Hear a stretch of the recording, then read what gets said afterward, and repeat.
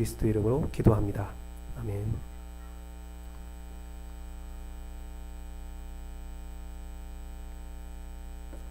예, 주보에 또 오타가 간 거 정말 죄송하고요. 오늘은 전에 예고한 대로 마가복음, 복음서 말씀을 함께 강의하도록 하겠습니다. 마가복음은 사실상 신약의 처음을 열어주는 책이죠. 지난주에 배웠던 대로 순서대로 따지면 마가복음이 먼저 오게 된다라는 말씀을 드렸습니다. 그래서 말라기부터 시작된 400년의 암흑기라 불리는 예언의 단절 시대를 지나서 역사의 새로운 시작을 알리는 그런 책입니다. 창세기가 테초에라는 히브리어로 시작돼요.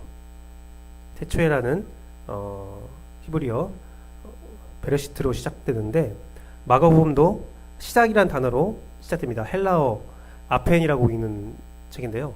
아펜이란 시작이라는 헬라어로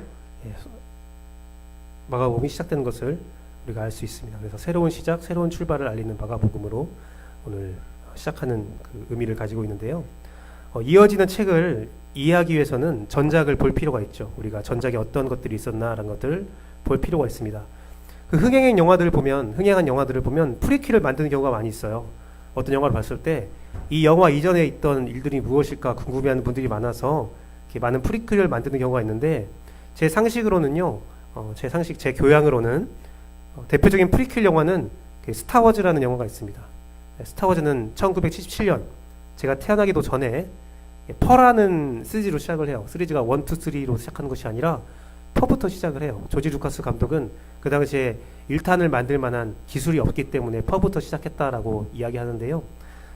제가 좀 스타워즈를 많이 좋아하거든요. 하여튼 퍼부터 시작하는데 그 전작인 프리퀄 같은 1탄은 언제 시작되냐면 1999년 개봉을 합니다. 그리고 무려 22년이 지난 뒤에 뭐가 만들어지냐면 1999년 1탄이 시작되는데 무려 22년이 지난 다음에 배경이 되는 영화가 시작이 됩니다. 그리고 그 스타워즈 시리즈 6탄까지의 시리즈를 종결하는 3탄은 2005년도에 개봉합니다. 제가 2005년도에 군대에 있었는데요. 군대에서 휴가 있을 때 나와서 외출 있을 때 나와서 이렇게 영화를 봤어요. 스타워즈 팬들은 28년 동안 세월이 흩어졌던 영화예요. 그런데 이제 4, 5, 6가 있고 1, 2를 봤잖아요. 3는 1, 2와 4, 5, 6가 하나로 이어지는 그 부분이거든요. 그래서 되게 많이 궁금해졌어요. 어떻게 이게 2에서 4로 연결될 수 있을까? 굉장히 궁금했는데 사실 영화 자체는 잘잘못 떠나서요. 뭐 재밌다, 재미없다를 떠나서 계속 보다가 2시간이 넘는 러닝타임을 이렇게 보고 있다가 마지막 순간에 그 스타워즈 팬이라면 그 다스베이더라는 캐릭터를 굉장히 좋아하잖아요.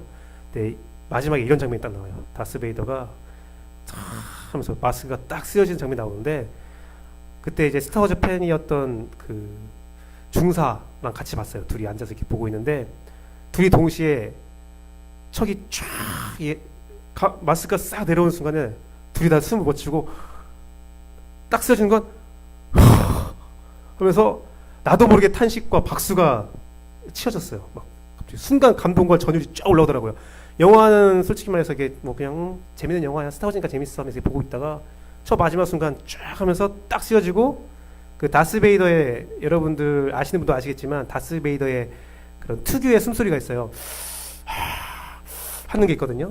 첫 숨을 저기서 딱 일어나더니 숨을 쉬어주는 순간 둘이 손을 잡았습니다.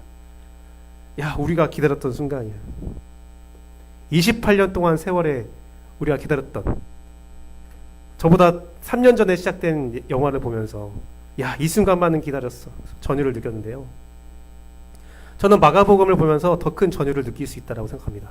왜 그러냐면 마가복음은요 무려 400년이 지난 이야기예요. 400년을 기다렸던 이야기예요.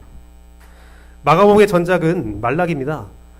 말라기의 마지막은 이렇죠. 같이 읽어보겠습니다. 말라기 둘, 셋. 보라, 여호와의 크고 두려운 날이 이르기 전에 내가 선지자 엘리야를 너에게 보내리니 그가 아버지의 마음을 자녀에게로 돌이키게 하고 자녀들의 마음을 그들의 아버지에게로 돌이키게 하리라. 돌이키지 아니하면 두렵건대 내가 와서 저주로 그 땅을 칠까 하노라 하시니라. 이게 하나님의 마지막 말씀이었다고요. 이 말씀을 보는 사람들은 생각을 하겠죠. 하나님의 마지막 사자가 누구일까? 하나님이 어떻게 자신의 자녀의 마음을 나로 돌릴 수 있을까? 굉장히 궁금해할 것입니다. 궁금해할 것이에요. 그런데 마가복음의 시작 1장 2절 말씀에 이런 글이 있죠. 선지자 이사야 그래 보라 내가 내 사자를 내 앞에 보내노니 그가 내 길을 준비하리라. 내 사자를 내 앞으로 보낸다는 거예요. 내 사자를 내 앞으로 보내겠다. 내가 그 길을 준비하겠다. 마가복음에서 언급된 내용은 누군가를 보내어서 아주 중요한 하나님의 길을 준비하는데, 말라기에서 알 수 있는 것은 마가복음에 기록된 사자를 앞에 보내서 길을 준비하는 것은 바로 하나님께로 돌이키는 길이구나라는 것을 알 수 있어요.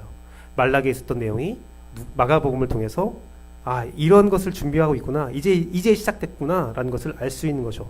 그것을 입증하듯이 마가복음은 이어서 침례 요한의 사역, 죄사함, 회개의 침례를 말하고 있습니다. 그것은 다음 주에 보겠는데요. 즉 마가복음은 정확히 구약의 마지막 구원의 퀸스를 그대로 받아들여서 시작을 하고 있다는 거죠. 구약과 완벽한 조화를 이루고 있다는 겁니다. 미완성되었던 어떤 사자를 보내어서 돌이키는 일을 할 건데 그것이 이루어지지 않았던 상황에서 이제 그것이 비로소 이루어지는 거야. 하나님의 예언이 성취되는 거야. 구약의 약속이 이제 새롭게 시작되고 있는 거야. 라는 내용으로 시작하고 있다는 겁니다.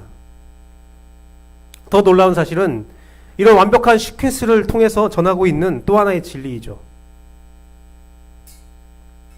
회개와 침례를 말하고 있는데요. 돌이키는 길이 끝나면 오는 것은, 돌이킨다고 했는데 돌이키지 않으면 어떻게 된다고 했어요? 말라기에 언급된 것은 여호와의 크고 두려운 날이에요. 내가 너희를 멸망시킬 거야. 돌이키지 않은 자에게는 하나님의 저주가 내려서 두려운 징계가 있어 라고 말하고 있죠. 하지만 마가복음에서 전하는 회개의 침례 사역은 그렇지 않습니다. 회개와 침례 사역이 끝난 다음에 요한이 회개와 침례를 했음에도 불구하고 돌아오지 않는 사람들에게 온 것은 무엇이었어요? 예수 그리스도의 복음이었어요.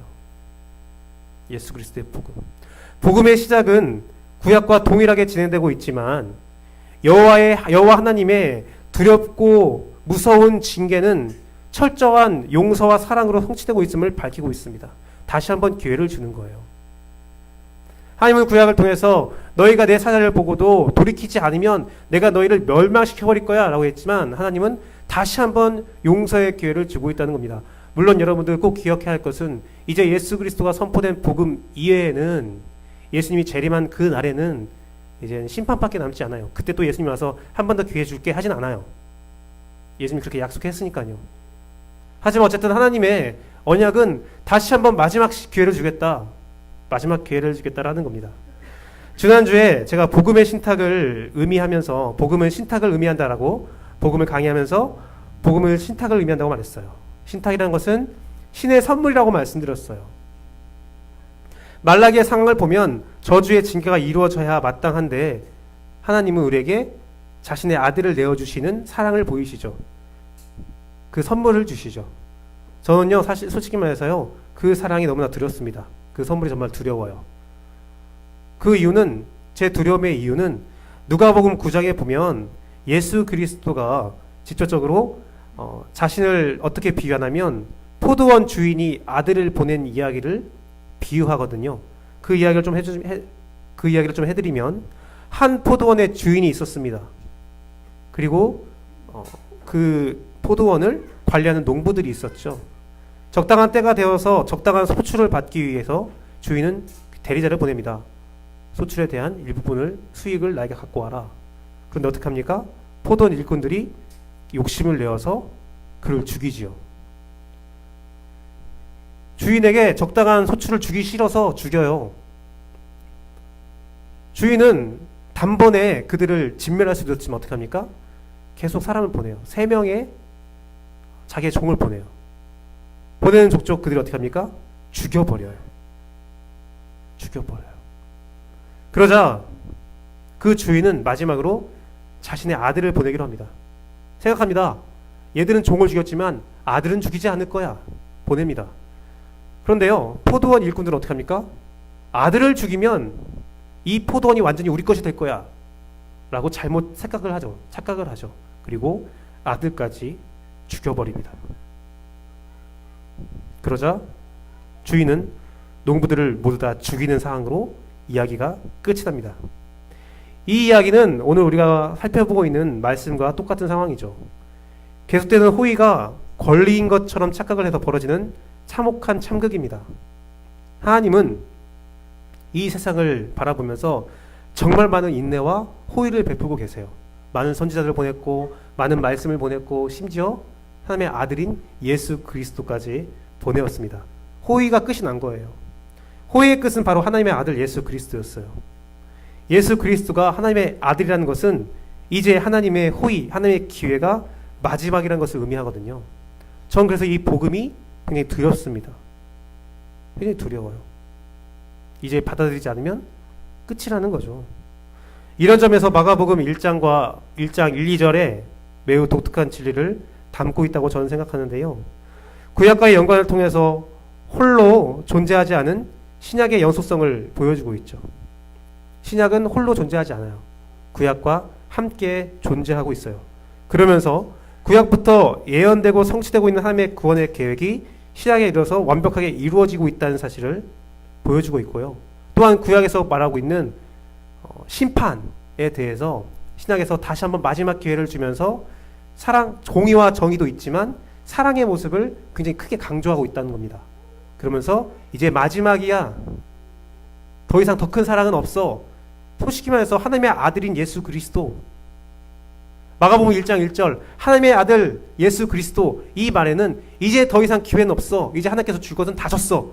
줄 수 있는 모든 걸 다 줬어 라는 경고를 의미하고 있다는 겁니다. 마가복음 1장 1절과 3절은 시작인 동시에 끝인 거예요. 이 의미를 조금 더 세세히 살펴보기를 원합니다. 먼저 여러분에게 말씀드리고 싶은 것은 복음은 모든 것의 시작이다 라는 겁니다.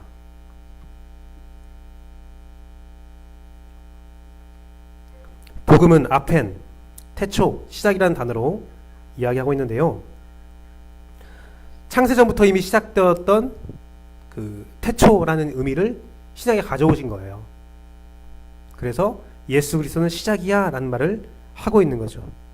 또한 복음은 하나님의 아들이신 예수 그리스도의 소유이고 그가 모든 것을 시작한다 라는 것을 이야기하고 있습니다. 예수 그리스도를 인격적으로 만나지 않았다면 우리는 시작이 되지 않았습니다. 여러분 인생을 돌아볼 때에 나의 시작은 예수 그리스도를 만남으로 시작되는 거예요. 복음은요, 예수를 만날 때 비로소 시작이 되고요, 우리의 인생도 그 복음을 만날 때부터 시작이 되는 거예요. 여러분, 시작되지 않은 사람에게 복음과 구원이 있을까요?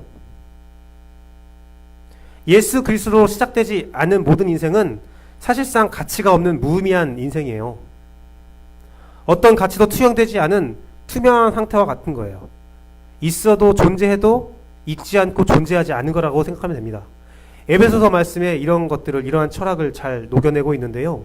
에베소서 말씀에는 예수 그리스도를 만나기, 복음을 만나기 이전의 상태를, 인간의 상태를 허물과 죄로 죽어있는 시체다라고 말했습니다. 네, 허물과 죄로 죽어있는 시체다. 요즘에 좀비 영화가 굉장히 인기가 있죠. 좀비 영화가 굉장히 인기가 많아요. 근데 저는 이제 그 요즘에 유튜브에 보면 영화를 평론하는 많은 사람들의 이야기가 있거든요. 되게 말을 잘하고 재밌기 때문에 많이 보고 있는데, 그 중에서 좀비 영화에 대해서 이렇게 말을 하더라고요. 좀비 영화는 굉장히 역설적인 영화래요. 단순히 오컬트적이고 막 사람 죽이고 그런 뭐 써는 그런 영화가 아니라, 좀비 영화의 가장 핵심적인 주제는 죽은 시체를 가지고 인간성을 보여줘야 된대요. 그러니까 시체를 대하는 그런 사람들의 심리를 통해서 우리가 인간성에 대해서 어떻게 그 영화에 투영할 수 있느냐가 좀비 영화의 성공과 실패, 망작과 명작을 나누는 그 기준점이라고 하더라고요. 좀비는 독특하죠. 좀비는 분명 내 옆에 있어 살아있던 나의 아내, 나의 자녀, 나의 아버지, 나의 친구들이었어요. 그런데 좀비가 되면 어떻게 되죠? 시체가 돼요. 그것을 가족들은 잘 받아들이지 않는 모습이 나오죠. 좀비 영화 보면 두 분류의 사람이 나와요. 시체가 된 것을 받아들이고 가감없이 죽여버리는, 또 어떤 사람들은 그 시체된 모습을 받아들이지 못하며 저렇게 움직이는데, 숨을 쉬는데, 존재하는데 어떻게 죽었다고 할 수 있어? 라고 말하는 그런 존재에 대해서 버리지 못하는. 저는요, 근데 좀비 영화에서요, 오늘 본문의 내용에 좀 이해를 좀 갖고 왔어요. 완벽하게 상충되진 않지만 이해가 되더라고요. 우리가요, 직장 생활하고 가정 생활하고 살아있고 관계를 맺고 숨을 쉬지만 존재하지 않은 존재일 수도 있다는 거예요. 성경에서 말하는 것은 우리의 인생, 우리의 참된 인생이 정말 결실을 맺기 위해서, 열매를 맺기 위해서, 생명이 있는 삶으로 살기 위해서는 무엇이 필요해요? 예수 그리스도의 복음이 필요한 거예요. 예수 그리스도의 복음이 있는 존재는 살아 숨쉬는 존재이고 하나님의 생명력이 있는 존재지만, 예수 그리스도의 복음이 없는 존재는 물론 먼 미래에 혹은 가까운 미래에 그가 예수 그리스도를 믿고 새로운 생명을 얻을 수도 있겠죠. 하지만 그러한 역사가 일어나기 전에는 그냥 죽어있는 시체와 같다라는 거예요. 죽어있는 시체와 같다라는 거예요. 예수 그리스도의 복음, 그것이 우리의 신장입니다. 그 이유는 우리의 피를 돌게 하고 우리의 진짜 생명을 살게 하는 것이 바로 예수 그리스도의 복음이라는 거예요. 모든 것의 시작이라는 거예요. 이 시작이라는 의미가 왜 중요한지 알겠습니까? 여러분이요, 여러분 생명이 시작되지 않았다면 여러분 지식으로 담는 모든 지식들과 여러분이 얻는 많은 명예들과 권력과 행복들과 평안들은 의미가 있어요, 없어요? 없어요. 여러분이 하나하나 추측했던, 차곡차곡 쌓아서 차곡차곡 추측했던 모든 것들이 비로소 진정한 의미가 되는 것은 예수 그리스도의 복음을 만났을 때부터 그것이 의미가 되고 그것이 현실이 되는 거예요. 그래서 예수 그리스도의 복음이 시작이다. 참된 시작, 참된 인생. 그 핵심이 바로 예수 그리스도라는 겁니다. 그렇다면 시작이 있으면 끝이 있을 거 아니에요? 그럼 복음의 시작은 예수 그리스도라면 그 끝은 무엇이냐? 끝은 제자들이에요. 시작이 있다는 것은 끝이 있다는 것을 알 수 있다고 제가 말씀드렸는데, 그럼 마가복음의 처음에는 예수 그리스도를 통한 복음의 시작이다 라는 것을 말하고 있다면 그 끝은 무엇이냐? 마가복음 16장 20절 말씀을 같이 보도록 하겠습니다. 둘, 셋. 제자들이 나가 두루 전파할세 주께서 함께 역사하사 그 따르는 표적으로 말씀을 확실히 증언하시니라. 마가복음 시작은 예수 그리스도로 시작되고 있지만 복음의 끝은 제자들의 복음 전파로 끝을 맺고 있어요. 즉 복음의 시작이 구역과 연계되어서 시작되었고 그 시작이 예수 그리스도로 인하였다면 복음의 끝은 예수 그리스도의 역사와 표적을 연계한 제자들의 예수 그리스도의 말씀을 전파하는 끝이 난다는 거예요. 동일한 구조를 가지고 있잖아요. 마가복음 시작도 구약에 있는 것들을 갖고 와서 예수 그리스도가 다시 새롭게 시작하는 거야. 마가복음의 끝은 예수 그리스도의 복음을 우리가 받아서 예수 그리스도가 주는 힘으로, 그 능력으로, 그 표적으로 함께 함으로 예수를 전하는 거야 라는 것으로 끝이 된다는 거예요. 즉 예수 그리스도를 통해서 제자가 변화되고 제자의 삶이 시작되는 것이 바로 복음의 완성, 복음의 끝이라는 거예요. 자, 그렇다면 우리가 알 수 있습니다. 내가 예수를 만났어요. 내 인생이 시작됐어요. 그럼 내 인생이 끝나는 광경이 어디예요? 단순히 내가 예수님 만나서 예수님 복음이야. 오케이, 알았어요. 그게 끝이 아니라는 거예요. 복음의 끝은요, 여러분들이 제자의 삶을 살아가면서 예수 그리스도의 말씀과 능력으로 내가 살기 시작하는 것, 여러분의 삶과 여러분의 입술이 예수를 증언하기 시작하는 것, 예수를 전하고 싶어 하시는 것, 예수를 전하기 시작하는 것, 그것으로 열매를 맺기 시작하는 것으로 복음이 완성되어져 간다는 거예요. 여러분들 삶에 말씀의 증언이 없다면, 말씀의 전파가 없다면 복음은 여러분 삶에서 아직 완성되지 않았다는 것입니다. 그렇다면 복음의 시작에 대한 우리의 반응은 어때야 하는가라는 것을 살펴보기 원해요. 제가 지난주에 사복음서를 강의하면서 마가복음을 연구하는 자세는 예수 그리스도를 통해서 우리가 반응하고 해야 할 일을, 즉 제자도에 대한 관심을 가지고 마가복음을 연구해야 된다고 제가 말씀드렸잖아요. 그러면 오늘 본문의 시작에 대한 우리의 반응은 무엇이 되어야 하느냐? 하나님께서는 복음의 시작을 알리며 자신의 심판의 의지를 다시 한번 인내와 사랑으로 바꾸셨고요. 자신의 아들을 우리에게 주셨어요. 복음의 주인 되신 예수 그리스도는 복음의 시작을 위해서 하늘 보좌를 버리시고 자신의 목숨을 버리셨죠. 하나님은 자신의 아들을 버렸고 예수 그리스도는 자신의 목숨을 버렸어요. 그러면 복음의 완성을 위해서, 복음의 끝을 위해서 제자들은 무엇을 해야 되냐? 마땅히 버릴 것이 필요하다는 겁니다. 마가복음 1장 1절에서 3절까지 보여주는 것은 하나님도 무언가를 포기했고 예수 그리스도로 무언가를 포기하고 이 땅으로 오신 거예요. 그렇다면 우리가 버려야 할 것이 있다는 거죠. 첫 번째로 우리가 버려야 할 것 무엇이냐? 자존심과 희망을 버리고 나의 연약함과 한계, 고난을 인정해야 된다는 것입니다. 복을 받아들이는 것, 이것은 자존심이 상하는 일입니다. 우리가 오늘 이제 식사 후에 함께 나누어 볼 팀 켈러의 예수라는 책에서요 나오는 내용이긴 합니다. 잘 내려는 교훈이죠. 우리가 식사 후에 잘 또 나눠 보겠지만 팀 켈러는 하나님이 주신 선물을 받아야만 나의 것이 될 수 있는데, 그러기 위해서는 뭘 버려야 된다고 했어요? 자기의 자존심을 버려야 된다고 팀 켈러는 말하고 있죠. 이것은 내가 죄인이라는 사실, 내가 가진 것과 이 세상에 있는 것들은 나를, 또 우리를 구할 수 없다는 한계를 고백할 수 있어야 하나님을 받아들일 수 있다라고 얘기했어요. 은혜의 크기는요, 내 자격 없음을 인식하는 크기와 비례하다고 합니다. 내가 사랑받는 거에 그 깊은 마음들의 크기는 내가 사랑받지 못할 존재라는 것을 인식하는 것만큼 크대요. 나는 사랑받기에 합당해. 자존감이 높은 사람은 아무리 큰 사랑을 줘도 부족해 라고 말할 수 있다는 거죠. 하지만 자신에 대한 자격 없음에 대한 인식을 크게 하는 사람들은 작은 사랑에도 큰 사랑에 대한 고백을 한다는 거죠.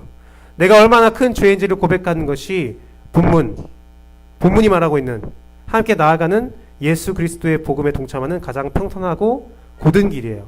3절 말씀 보면 광야에 외치는 자의 소리가 있어 이르되 너희는 주의 길을 준비하라, 그의 오실 길을 곧게 하라 라는 말은 바로 이런 내용이라는 거예요.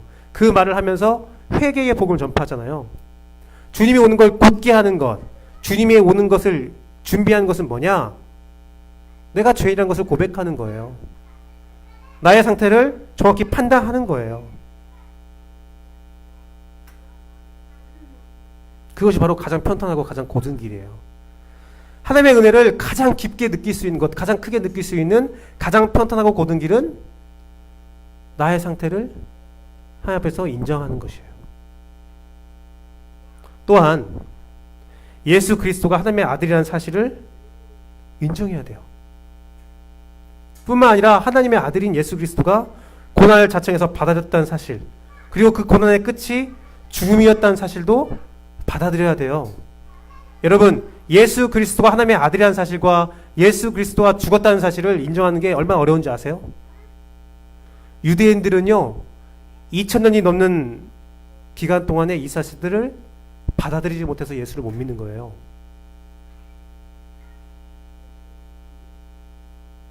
이슬람은요, 이슬람 교도들, 무슬림들은요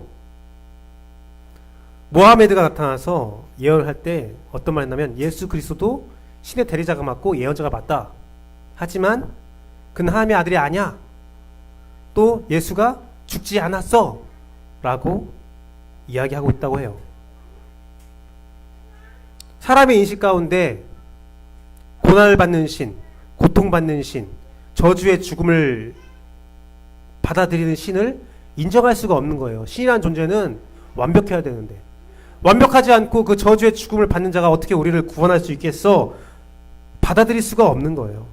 또한 인간의 지식 체계에서 죽은 시체가 살아난다는 것 이해할 수가 없다는 거예요. 이해할 수 없다는 거예요. 사람의 인식에서 신의 고난, 신의 인간됨은 절대 이해할 수 없는 영역입니다. 그 이유에 대해서 팀 켈러가 이렇게 얘기했죠. 고난을 받았다는 사실을 인정하면 예수님이 고난을 받았다는 사실을 인정하면 오늘날 내가 받는 고난도 인정해야 하기 때문에 예수 그리스도가 고난받았다는 사실을 인정하기가 어렵다라는 거예요. 예수님도 십자가에 달리셨는데 내가 받는 고난도 당연한 거야 라는 그 사실을 인정할 수가 없다는 거죠. 나의 자존심, 나의 거짓된 희망, 그것을 버리지 않는 한은 예수 그리스도가 내 안에 들어오지 않는다는 겁니다. 그 사실은 우리에게 받들이기 너무나 힘든 사실이라는 거죠. 그렇기 때문에 내가 버리고 주를 인정하는 것이 굉장히 중요합니다. 그런데요, 이것이 굉장히 어려운 일이지만 불가능한 일은 아니에요. 왜 그러냐면 예수님의 시작에 대한 우리의 반응이 이것을 버릴 수 있게 이끌어 주기도 하거든요. 저는요, 퀸을 되게 좋아해요. 목사가 퀸을 좋아한다는 것 자체부터 뭐 락을 좋아하는 것, 야 프레디 머큐리는 동성애자였잖아 하면서 막 비판도 많이 받아요. 하지만 저는 그냥 좋아해요. 퀸 노래를 좋아해요. 그래서 제 안사람과 함께 보헤미안 랩소디라는 영화를 개봉날에 봤어요. 너무 보고 싶어 봤어요. 근데 그 이후로 제 안사람과 제가 퀸 음악을 좀 떠나지 못하는 모습들을 이렇게 보여지더라고요. 그게 인터넷 보니까 보헤미안 랩소디를 본 사람들은 다 지금 퀸 노래만 막 듣고 있다고 하더라고요. 다른 좋은 음악도 많이 있지만, 그리고 심지어는 퀸 노래를 커버한 많은 가수들도 있어요. 우리가요, 그동안 여러 가지로 퀸 음악을 만났을 거예요. 저는 퀸을 알고 있었고 제 안사람은 퀸을 몰랐어요. 하지만 제 안사람도 퀸의 음악을 여러 가지 경로로 만나고 있었어요. 하지만 진짜 오리지널 퀸 노래를 딱 만난 순간부터 다른 노래들은, 다른 퀸을 커버한 노래들은 오리지널이 아닌 거예요. 제가 한번 안사람에게 그 퀸 커버한 영상을 이렇게 보여준 적이 있습니다. 보여주자 안사람이 이건 퀸이 아니야, 이건 퀸을 모욕하는 거야, 그렇게 말할 정도였었어요. 그러니까 프레디 머큐리의 음색만이 퀸이고 다른 것들은 퀸이 아니야 라고 똑같은 노래를 불렀지만 그는 퀸 노래가 아니야 라고 생각할 정도가 되는 거죠. 전 여기서 오늘의 복음의 진리를 좀 발견했었거든요. 사실요, 오늘날 복음이 굉장히 많아요. 하박국서, 우리가 마지막으로 봤던 말씀 중에서 하박국 말씀이 있었었는데, 하박국 말씀을 보면 많은 축복들이 있어요. 그게 다 하찮은 것이 아니잖아요.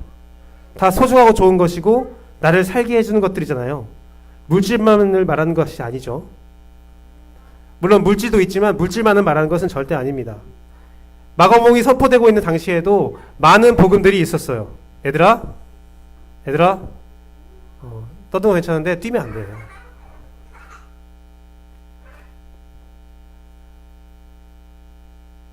마가복음이 선포되는, 예수 그리스도가 선포되는 순간에도 많은 복음들이 있었어요. 유대교, 헬라, 토속 종교들이 많이 있었어요. 그들 모두가 뭐라고 합니까? 나를 믿어야, 이 신을 믿어야 너희가 이 세상에서 행복해. 복음이잖아요. 다 자신만의 복음을 이야기했어요. 각자가 한 사람의 인생을 축복하고 그 가치와 의미를 주고 편의와 축복을 준다고 다들 말하고 있었어요. 복음은 많이 있었어요. 하지만 예수 그리스도가 오신 이후로 모든 것들은 사라지고 복음은 유일한 예수 그리스도가 되신 겁니다. 여러분이 예수를 만나면 그렇게 돼야 돼요.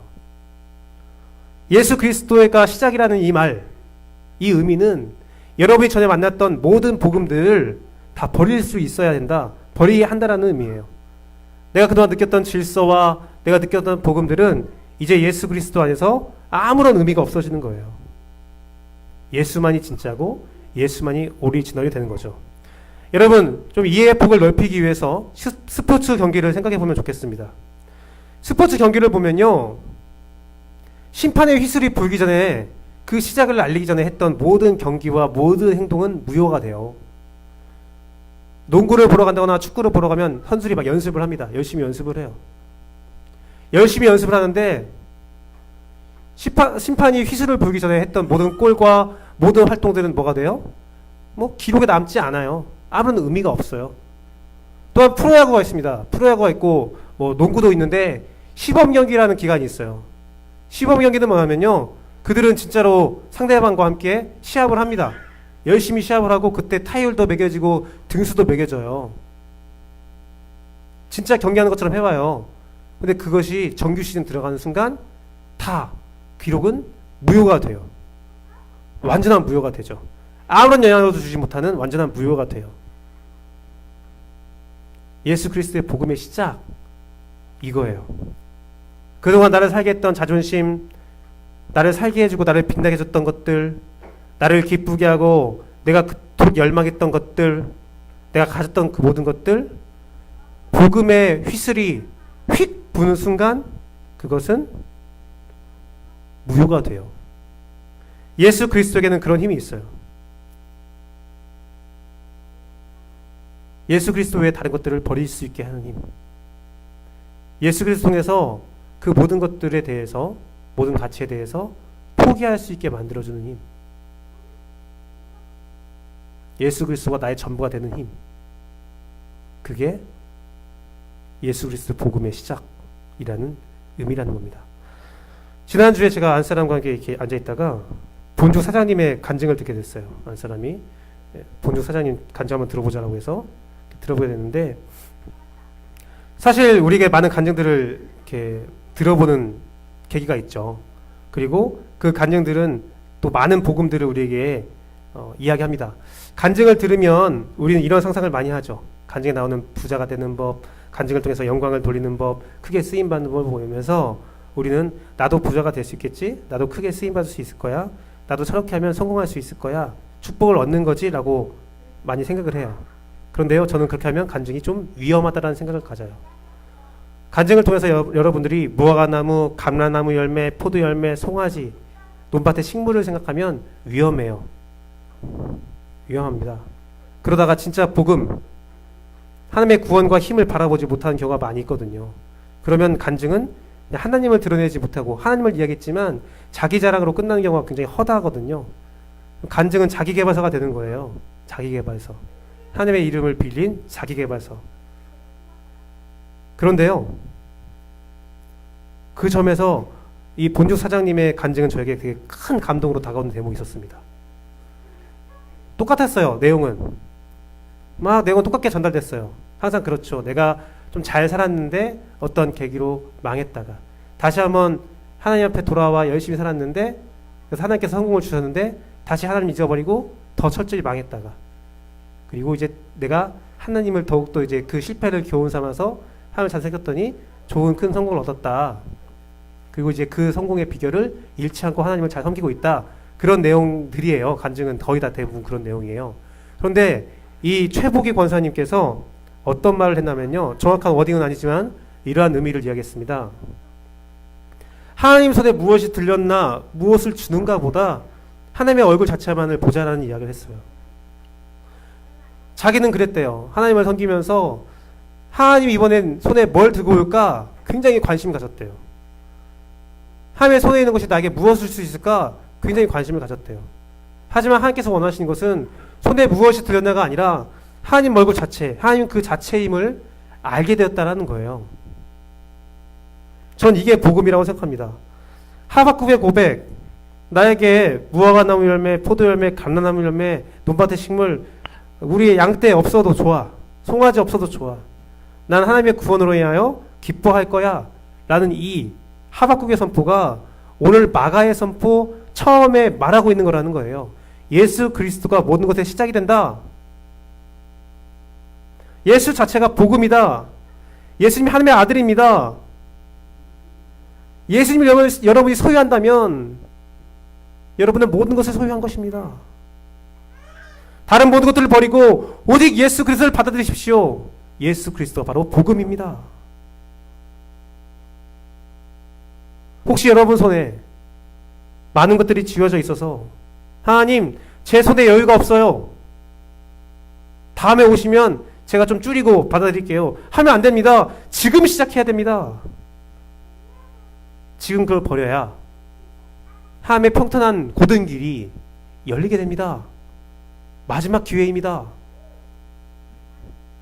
이렇게 말하니까 무슨 마가가 예수님을 파는 장사꾼 같이 보여지는데, 그거라는 거예요. 말씀을 맺도록 하겠습니다. 체드 마이어스의 오늘 마가복음을 살다라는 책에는 이렇게 기록되어 있습니다. 마가가 사용한 시작이라는 단어는 창조 활동을 하시는 하나님의 위대한 이야기를 다시금 새롭게 하고자 하는 마가의 바람이 담겨 있다. 이 말의 뜻은요, 여러분들, 마가는요, 여러분들을 예수 그리스도를 통해서 새롭게 창조하고 싶어 하는 하나님의 의지가 있다. 그리고 하나님의 그 의지가 나의 바람이다. 라고 말하는 거예요.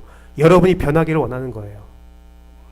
나를 지배하고 세상을 지배한 모든 것들을 종식시키고 새로운 시작을 알리는 것이 복음의 가치예요. 복음의 시작이에요. 예수 그리스도의 구원으로 여러분은 새로운 시작을 하게 됩니다. 예수 그리스도로 시작하십시오. 그리고 여러분 자신이 예수 그리스도의 복음의 끝이 되어 주십시오. 여러분 삶이 진정한 간증이 되기를 원합니다. 여러분이 먼저 하나님의 손에서 시선을 떼고 오직 하나님의 얼굴만을 바라보기를 원합니다. 예수 그리스도만 바라보며 다른 모든 것들은 버릴 수 있는 여러분 되길 소망해요. 하나님의 얼굴을 보고 그의 거룩과 그 영광만을 바라보는 자가 되길 소망합니다. 새롭게 시작하길 원합니다. 새로운 자가 되길 원해요. 옛날에는요, 그 예수를 바라보지 못했어요. 하지만 예수 그리스도의 십자가로 말미암아 어떻게 됐습니까? 성소의 휘장이 찢어졌고 우리는 하나님의 얼굴을 바라볼 수 있는 자가 되었어요.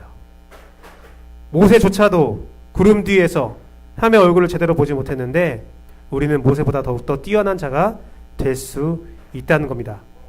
그러기 위해서 필요한 것이 있습니다. 제가 계속 말했던 거죠. 한 번 더 결론적으로 말씀드리면 버려야 돼요.